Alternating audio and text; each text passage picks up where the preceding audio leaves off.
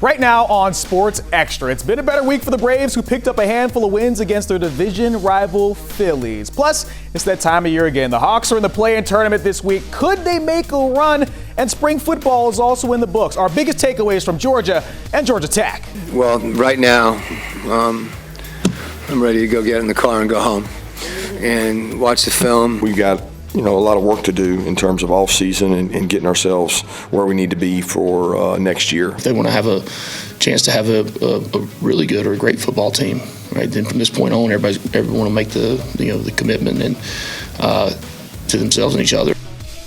Oh, and by the way, Rory McIlroy is finally a Masters champion. I've got my green jacket on. We're talking everything exciting today, Sports Extra, with my buddies at the desk, and it starts right now.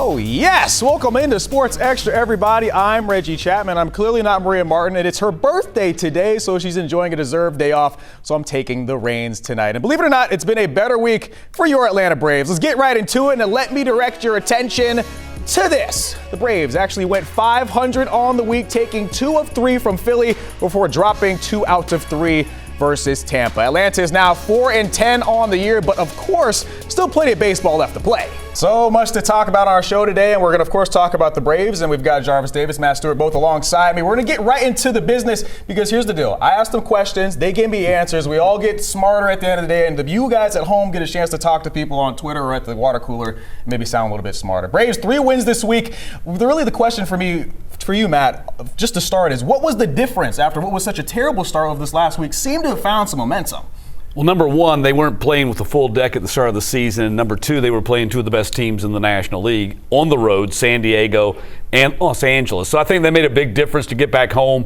And to win that series against the Phillies, I think is a big boost. And this coming week, as they get more and more players back, including Spencer Strider, who we'll talk about in a few moments, that's going to be big for them. Now, you mentioned 2 of those wins versus the Phillies, a massive victory. They come back home, handle business against a team that is clearly a rival. What does a series win against the top team in the division really mean to this club that's really been struggling so far this year? It's on the back of a guy that carried his team last year, Marcell Ozuna. For him to get hot and start looking like he did last year, I feel like he can help carry this team like he did last year when they were dealing with all those injuries. And this is the time of the year that you're looking for the 1 or 2 guys to kind of start heating up. And then we know in baseball, if once one doing well, the other one's going to try to do the same. So yeah, that's what we need right now as far as when it comes to the Atlanta Braves. Yeah, look, and I think we talked about off camera. I mean, it's a group that people here from this area just don't like at all. So you get a win over the Phillies is big time. We mentioned Marcell Ozuna, that walk-off home run deep into the night. I know that I went to sleep. Our producer Megan was actually there and watched the whole thing go down. What does it mean, and what has he meant to this team so far this year? Really last year, too, when injuries and other things have piled up for this team. Well, the home run actually came after 1 a.m., so it was actually early in the morning, not deep into the night, but you get the picture. No, he's huge. I mean, he had 3 hits that opening week out in San Diego and Los Angeles. He's had 12 hits since, and he had 3 homers and 6 RBI this past week, hitting .326 right now. So it's great to have Marcell playing the way he's playing, and they're going to get Ronald Acuna Jr. back sooner than later. So those 2 together would be excited to see those guys back in the lineup together. Guys coming back so far has worked pretty well so far. So Marcell Ozuna, walk-off winner, he's got 3 home runs this year. And right behind him, or actually tied with him, is Sean Murphy, who just came back 5 games ago. What an incredible start to the year for him. Sean Murphy, what does he bring to this team other than just more leadership and a better bat? What kind of energy does he bring to this group? He's the type of guy that everyone is rooting for, because you know what like you mentioned, you know what he brings to the table when it comes to defensively, right? And what you want to see is Sean Murphy bringing that bat, like that type of power. That's what you want to see from a guy like Sean Murphy. That's why the Braves went out and Alex Anthopoulos went out and got a guy like Sean Murphy and brought him in, because you want to be able to add some pop from that catcher spot. And I think that's going to be one of those things, like you're talking about those 1 or 2 guys, Marcell Ozuna, Sean Murphy. If those guys start going yard, you understand that, hey, this team can go on a run if they continue to play like this. And you hope to see some better performances out of Austin Riley, right? The first week of the season, not great, right? The second half of this last week, a lot better. He's hitting .487 over the last 7 days. Obviously had the rough start. What has been the difference so far over the last week? Well, good to see him show up finally after he was MIA that first week of the season. So, yeah, I think you have to also remember that he got hurt, hit his wrist, broke his wrist at the end of last season and did not finish the season with the Braves in the playoffs. So there's some residual from that. You've had spring training ball. He's an all-star. I don't worry about Austin Riley. He'll be there. Okay, well, I was going to ask you about the worry factor. You don't seem very worried about him. A person that people should probably be worried about. Chris Sale won the Cy Young last year. So far this year, a 6.63 ERA through 4 starts. Hasn't gone past 5 innings this year. How worried are you about Chris Sale, the big lefty? I'm super worried. He's 36 years old. Who expected 36? Who expected him to have a Cy Young candidacy last year and actually go out and go win that award? And he was dominant last year. You can't expect that coming into this season because Alex Anthopoulos is on him because he didn't really bring any starting caliber guys in here to kind of challenge that and be prepared for that. And that's not like Alex Anthopoulos because he's always been a guy to kind of have the foresight to kind of look forward. Okay, I know I have this guy in this particular spot, but what if he gets injured? Who I'm going to bring in? And the Braves don't have an answer to that right now. My concern with Chris Sale is, number one, he was not healthy to answer the bell at the end of last season when the Braves needed him the most. It was great that he won the Cy Young Award, but when they needed him at the end of the regular season and in the playoffs, he couldn't play. So that's where my concern starts, and it continues on into this season. We all know that he's had an injury-plagued career, and he was that way, and it was super what he did last year. I want to see him get healthy soon. To show you the difference if he's not between already. If he's not healthy, it is just bad pitching, whatever. Just to put to the difference between last year and this year, right? Gave up at least 3 runs in all 4 starts this year. He did that a total of 3 times in 2024, so he's definitely going to have to step it up. A guy that we hope steps it up once he finally gets back is Spencer Strider, a player that has had an incredible career so far. Obviously was injured for most of last year, a chance to come back what looks like on Wednesday. Jarvis, what can he bring to this rotation that clearly has had some issues and had some injuries, and hopefully he can come back and make something shake? The cheese, the high cheese, man. Bring it. We need that. 99, 100 miles per hour, man. He was killing it down there in Gwinnett, man. They could not get a hit on him. He was unhittable. He was exactly what we used to seeing from a guy like Spencer Strider. So, but the big thing for me, I'm not concerned. I mean, I'm not as excited about Spencer Strider as I am concerned about them getting these bats going, because Spencer is a guy that I know what to expect from him. As long as he's healthy, we know exactly what we're going to get: the high cheese and a lot of whiffs. But for me, in order for this team to get this thing turned around, they have to start getting hits with runners in scoring position. All right, look, before we go to break, I want to make sure we give a big shout out to the University of Georgia baseball team, man. They snapped Arkansas's 12-game SEC win streak Saturday, walked them off in extra innings a little bit earlier today. Matt Stewart, you were on the call today. I was on the call. How seriously should we take this team after a massive series win? Well, very serious, because if Georgia can be a top 8 national seed, and right now they would be that, and I see no reason why they won't be that, they've got a great chance to get to Omaha, because top 8 national seed means you host a regional, means you host a super if you win it. They're 23-2 at home. They lead the nation in home runs, and the good sign for the Bulldogs is that their starting pitching and their bullpen starting to look better as the season goes on. I expect them to be in Omaha. Ooh, a trip to Omaha would be very exciting. I'd love to be able to see that. All right, coming up, once again, we're talking about the Hawks in the play-in tournament. Could they make the most of it this season? All that and more. Coming up next.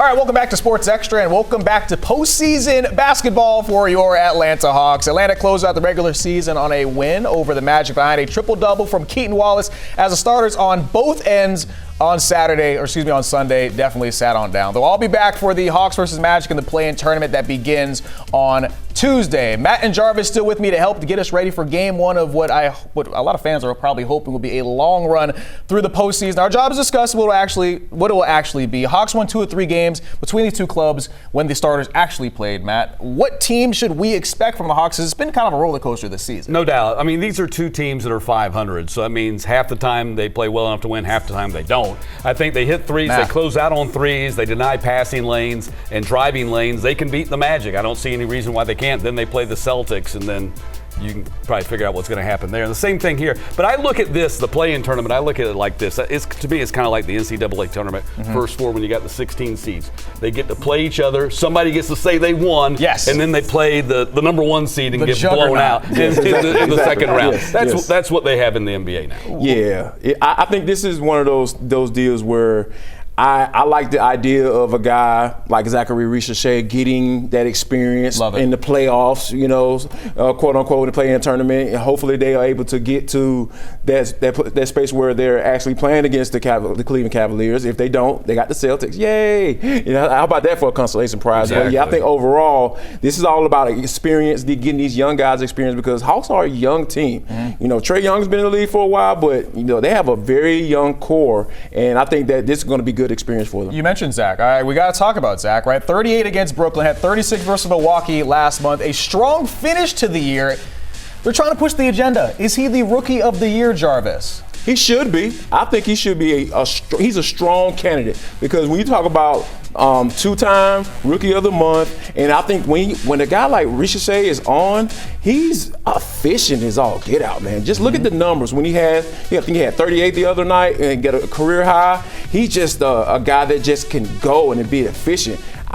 This might be blasphemous if I say it, but I'm gonna say it anyway. Okay. He reminds me of a Kevin Durant. That's wild. I'm not saying he is Kevin Durant. He reminds me of a Kevin Durant, just how efficient he is, because it's just so easy for him to get shots off. So you're saying he's a Hall of Famer. No. I said Jason Tatum, so I'm not much better. I think Richardson deserves Rookie of the Year. Now, whether he gets it or not, I don't know, because of the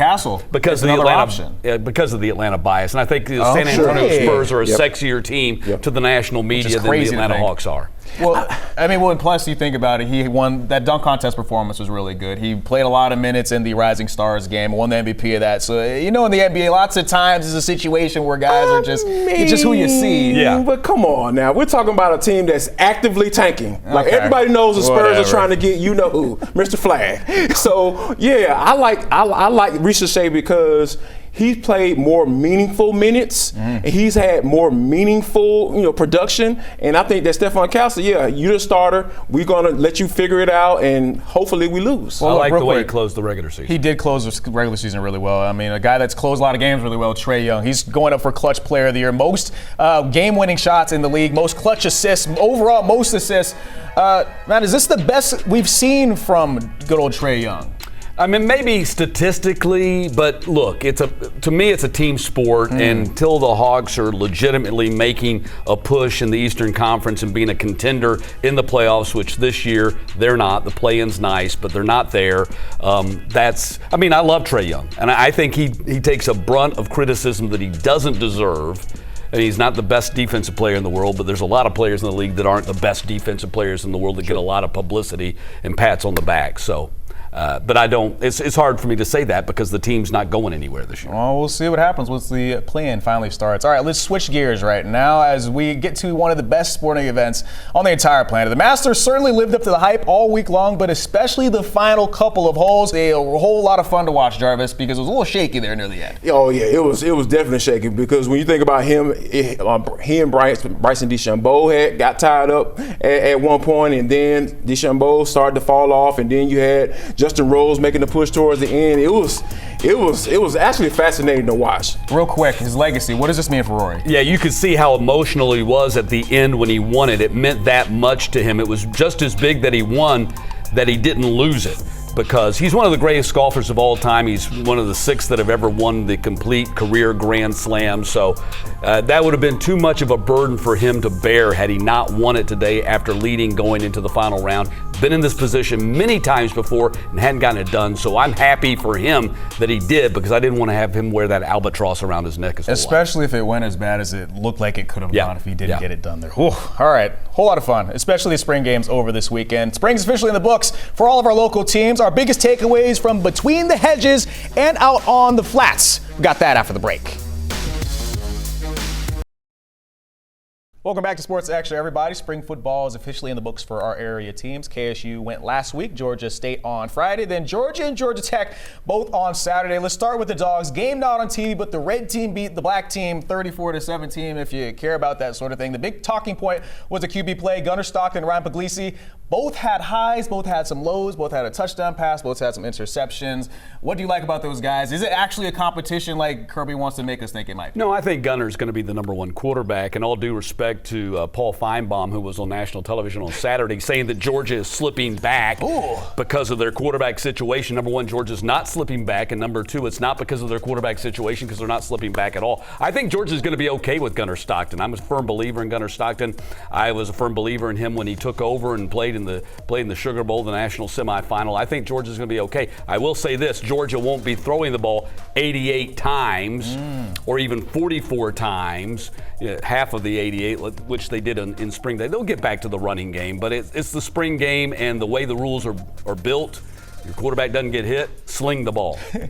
Daniel Harris had a big day in the secondary. Linebackers Chris Cole, Justin Williams showed some flashes. This defense always loses guys, but they also seem to find guys out of nowhere. Do you have a reason to be worried about this defense, or is there something else that you're worried about, Jarvis? Oh, it's the offense, man. I'm not concerned about the defense because Kirby Smart, that's his wheelhouse. That's how he made his money. That's how he became the head coach of the Georgia Bulldogs. So I'm not concerned about that. My biggest concern for the Georgia Bulldogs this year has to be those 4 stars that left that offensive line. Talking about Dylan Fairchild, Xavier Truss, Jared Wilson, and Tate Ratledge. Tate Ratledge. So yeah, when you think about those guys going on to the NFL, and some maybe Jared Wilson, they didn't probably expect him to go to the league after being a one-year starter. So I think that's the thing that I'm concerned about, because they weren't a good running football team last year.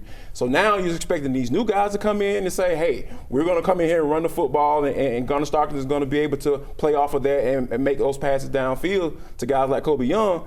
I don't know if that's a recipe for success. Well, especially you mentioned that the fact that they're probably not going to throw it as much, so it'll look a little bit different. Now, speaking of a team that doesn't really throw the ball a whole lot, really leans on the run, Tech had their white and gold game on Saturday as well. This was on TV, but the highlights here are coming from my camera. It came down to the wire as Aaron Which is Philo, better anyway. Yeah, talk about it. Aaron Philo threw this touchdown right here as time was about to run down, went to a 2-point conversion to decide it. It did not get completed, so the game was over. Team Reckham got the win. Not much Haynes King, not much Jamal Haynes, but what does this group give you or make you feel like as offensively what they'll look like in 2025? Is it really quarterback competition either? No, I don't think so. I think Haynes King is the number one, but Aaron Philo gives them a great insurance policy, and we didn't just see it in the spring game. We saw it last year in actual games. This young man has great command of the offense. He's got a great composure. He's got a great temperament, and then you got his buddy from Prince Avenue Christian, Bailey Stockton, to catch passes. He had a big spring game, and Zion Taylor had a big spring game catching passes as well. I think Tech offensively is going to be okay. It's hard to judge on defense in these spring games simply because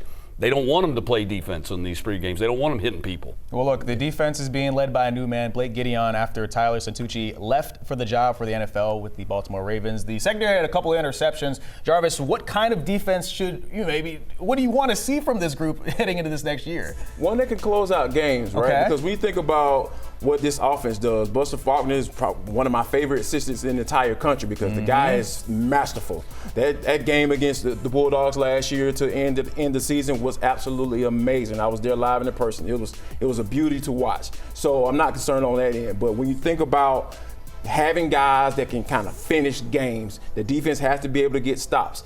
Give the offense extra possessions by turning teams over. Those are some of the things that I'm expecting from this defense, because if they're able to do those things, you're talking about a team that can really compete in the ACC. Before we go, your thoughts on Brent Key, the job that he's done so far in his career at Georgia Tech. It seems like even though the program had the same record the last couple of years, it feels like they're moving in the right direction. No, they're definitely moving in the right direction. They made the right call when they decided to retain Brent Key, and he's only proven that to be correct in my mind. I expect him to continue to make strides, and I agree with you. Even though they lost to Georgia on a Friday night, I mean, that was a huge step for them. Yeah, that was under the lights, national TV. And this year they get them an MBS. It'll be interesting to see. But I think they've made great strides. Whether they beat Georgia this year or in the next decade. I think they've made great strides. It's going to be a whole lot of fun this season. I like when both Georgia and Georgia Tech are good. It makes the rivalry a whole lot more fun. All right, guys, thank you guys so much for coming on the show. We've got one more thing going on after the commercial break as Reggie's Agenda makes its return. That's next. All right, welcome back to Sports Extra. It's our final block, and it's called Reggie's Agenda. I want to take a moment to talk about college football, and I'm going to brush past the Nico Iamaleava drama to talk about spring games. Clearly, a lot's changing in this sport, and instead of trying to fight it, it's time to start adjusting to it. I fear that spring games will soon be something of the past, as programs like Georgia aren't even televising them anymore, and some schools are just doing shortened practices. My fix would be to do what Colorado and Syracuse tried to do and have an end-of-the-year spring practice against another team. The NCAA shut that down this year, but the door isn't totally closed. It's a chance to bring some juice to a game that usually isn't super well attended and an opportunity for teams to get some young guys some real playing time. Look, the 12-team playoff was a lot of fun. The transfer portal overall has been a plus. NIL has been shaky, but at least it's been something to get some players some money. Time to add some extra juice to the end of every spring with a spring preseason game that'll carry us through the spring and into the summer. Thank you guys so much for coming on and watching Sports Extra. We got a big week as plenty of things are going on, including the play-in tournament. The Atlanta Hawks, how far can they go? We've got you covered all week long here on 11 Live. We'll see you next week. Happy birthday, Maria.